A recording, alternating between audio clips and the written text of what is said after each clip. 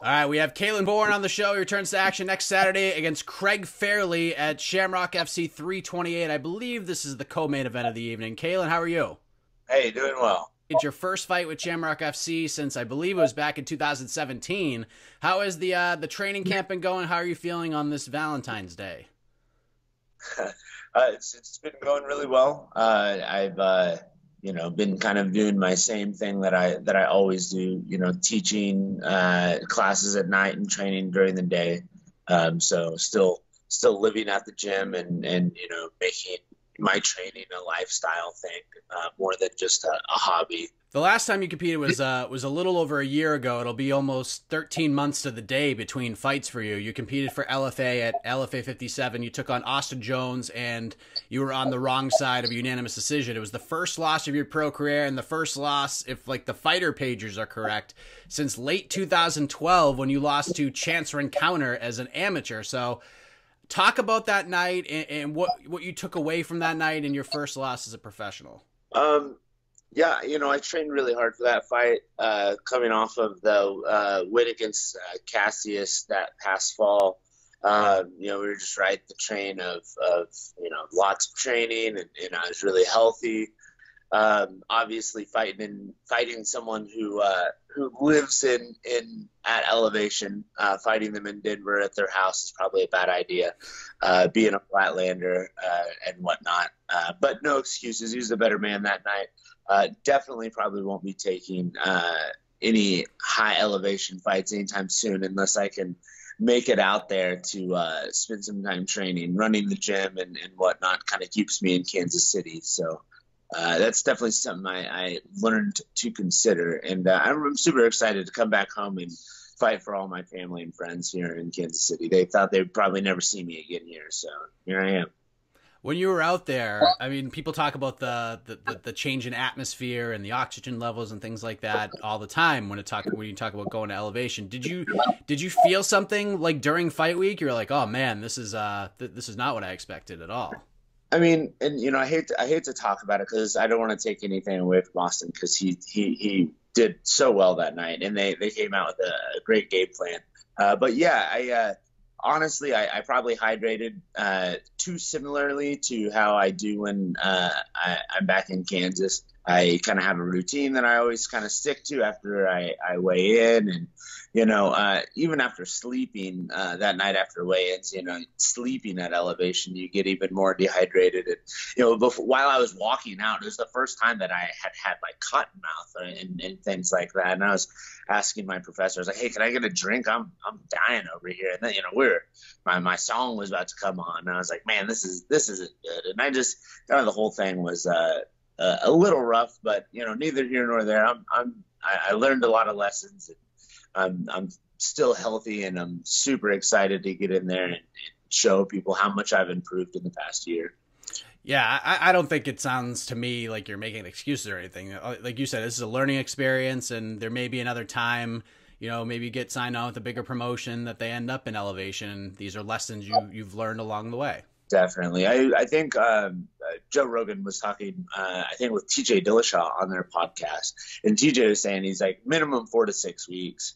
I was out there, 5 or 6 days. When I landed, I ran like 6 miles up at elevation. I felt good. But they say that there's a window, about a day to 2 day window, that when you fly in, you're good. But after about a day or two, you acclimate.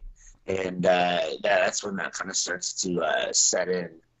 So it's weird. Either you should fly in and like try to fight that day, or you should be there for much longer than 4 or 5 days. But neither here nor there. I'm fighting here in Kansas City, about 10 minutes away from my gym. So no excuses this time for anybody, and I'm super excited. So like we mentioned earlier, this is going to be your first fight in 13 months or so. And it's not like you've been sitting on the couch. Like you said, you've been teaching and training, and this is a lifestyle for you. Is there a specific reason for the layoff, or was it just a timing thing, getting the right fight, etc.? Yeah. I got a phone call on the plane, actually, on the way back to fill a spot in a professional jiu-jitsu fight or whatever. And being in shape, I was like, yeah, and mostly just pissed that I lost. I was like, yeah, I'll like totally do that. I ended up actually getting injured in that jujitsu match, and had to go into a little bit of rehab over the past year, which once again, I had logged, for fights in a year, the year before, three of the year before that. So, obviously I didn't want to take a break. I wanted to, keep the train rolling, but it worked out in the end. My stand up and my jujitsu, I ended up getting my black belt in the meantime in jujitsu from professor, and I ended up doing tons of Muay Thai. I think it's going to pay off at the end. You get Craig Fairley next Saturday. He's 3-3, but he's coming off a submission win for Shamrock FC back in October. A fellow Kansas guy to boot. Is Craig someone you were familiar with prior to the booking? I mean, yeah, I've heard and seen his name, like at shows at the Shamrock FC, but no, I didn't really know too much about him. I told him, give me someone that pull a decent crowd, and as far as I'm concerned, we're like on track to sell out there, which is awesome. I hope that we can obviously put on a good show for everyone, because it sounds like he has a pretty good sized fan base being from Kansas, and obviously this is my hometown of 31 years, so I have quite a few people as well. Who are some of the guys you're working with at the gym at Shoot the Box KC to get you ready for this one? Well, I appreciate you asking that. I think that's those people are the most integral part of my life right now, in terms of helping me along in my career, and even in my own personal life, those guys are very much involved. I teach next to them every day.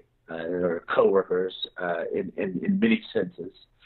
Nick is actually fighting on the same card, which is nice. He's one of our instructors at the gym. He's another professional fighter that was lucky enough to get on the card.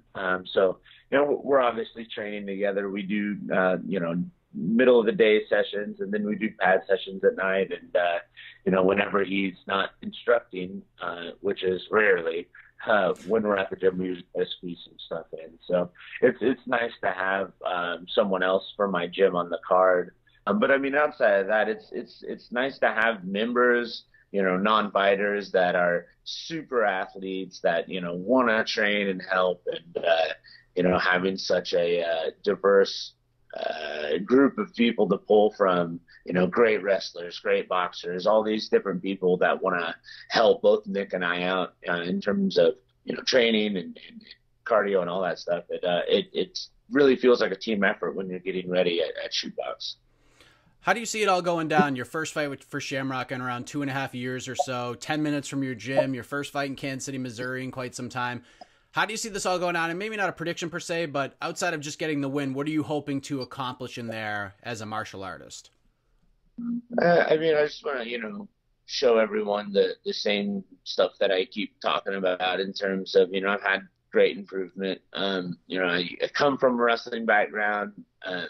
My pedigree has always been in grappling, and a lot of times, they'll talk about my pedigree in grappling, but then you look at my performances, and almost everyone, I'll be boxing, or I'll punch or kick them, and then they fall down. So it's like, yeah, he's really good at grappling, and almost everyone, that's the only thing that they talk about. But then when you watch my fights, it's like, oh, he actually, wants to stand and bang, and he wants to put on a show.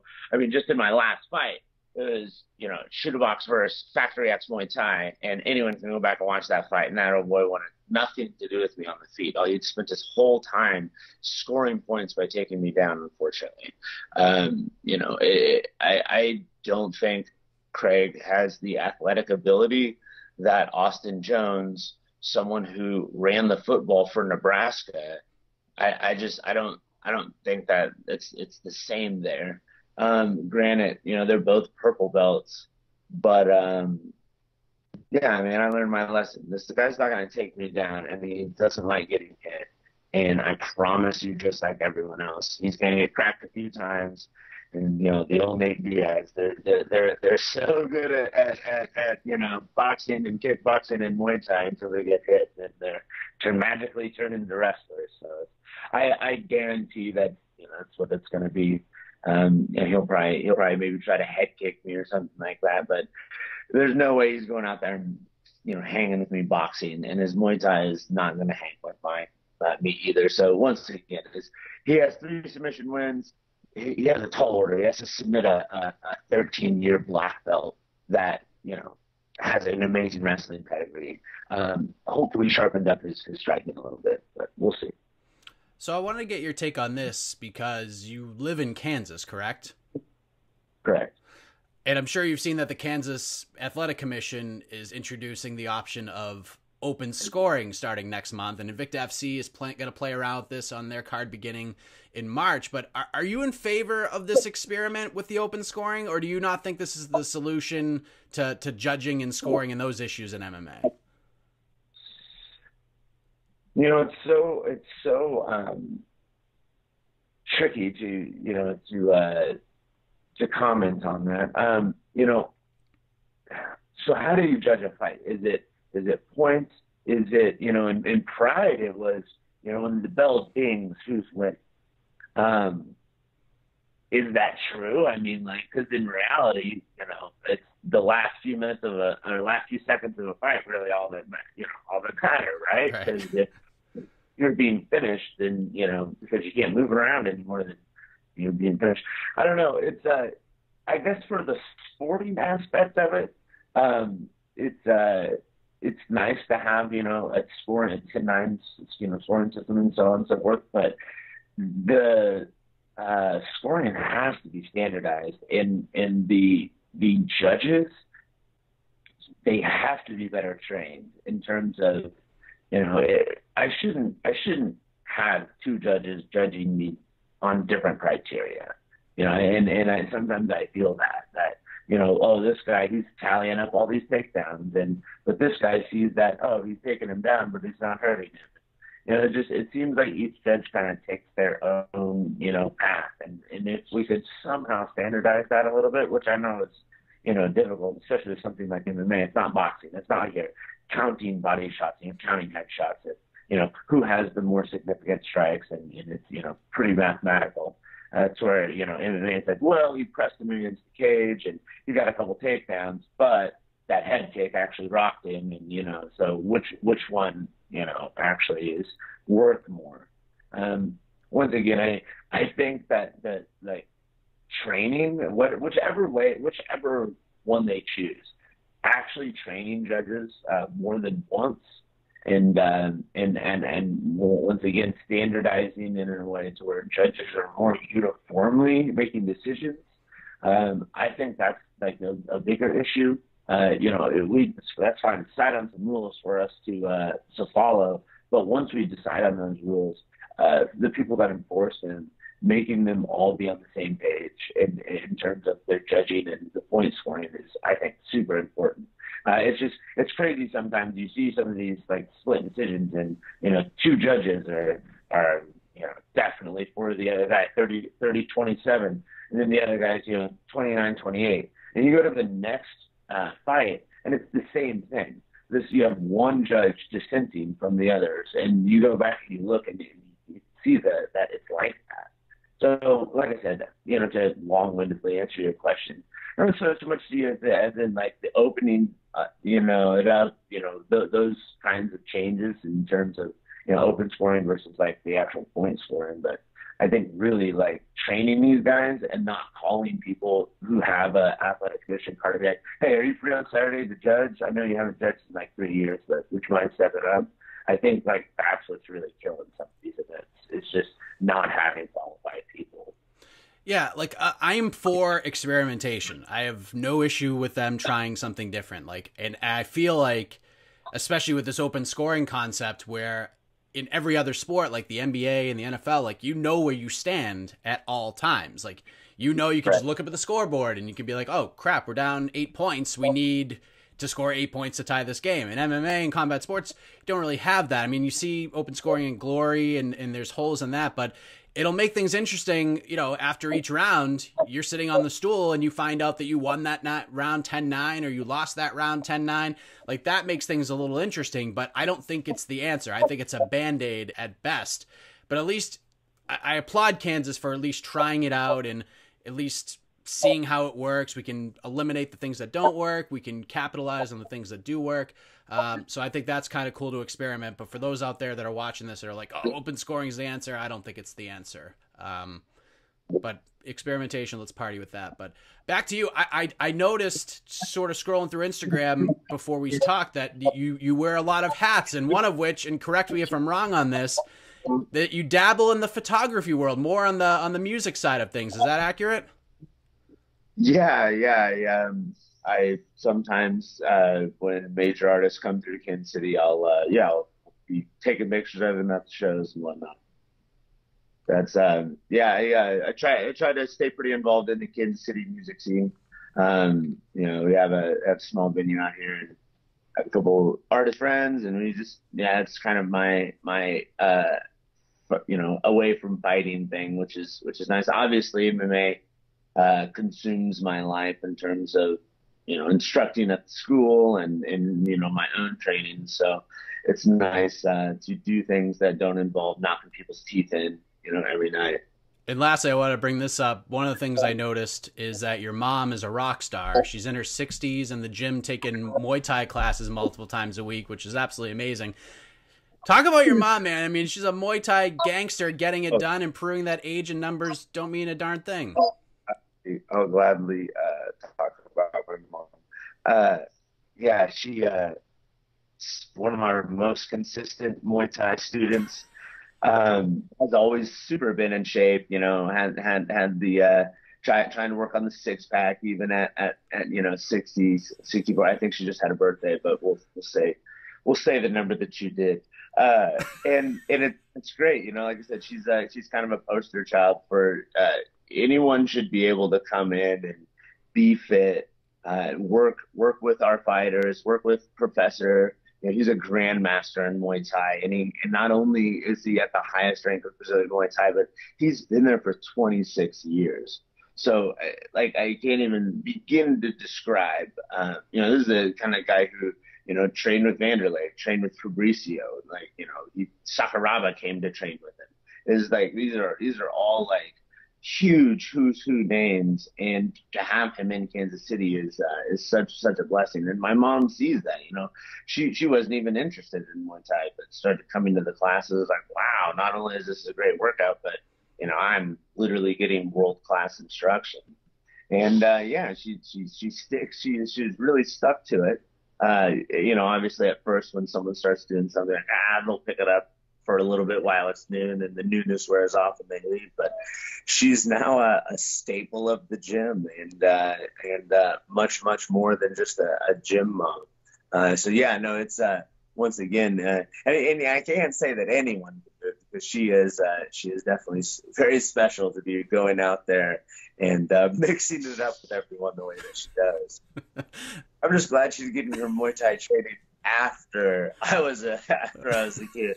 It's like I already had enough problems. I'm glad that she learned that afterwards. Now I can at least defend myself, right? That's so funny, man. Oh man, I'm looking forward to this fight, man, with Craig Fairley next Saturday, February 22nd, Shamrock FC, 328, the Ameristar Casino in Kansas City, Missouri. You can catch all the action on Fight TV. Calen, appreciate the time, man. Before we let you go, let the folks know where they can find and follow you on the web, social media, where to find Shoot the Box KC, any shout outs, anything else you want to get off your chest. The floor is yours. For sure. Yeah. Just once again, big thanks to my gym professor and Stacy helping run the gym, and my training partners there, and obviously from friends and family supporting me through this event. Find me on Facebook. You type my name and I'll pop up, or the original Calen, all one word, on Instagram. I'm pretty busy on there, and outside of that, I look forward to seeing everyone at the fight. Thank you, Calen. All the best to you next Saturday. Appreciate the time. Hey, thank you. Bye-bye.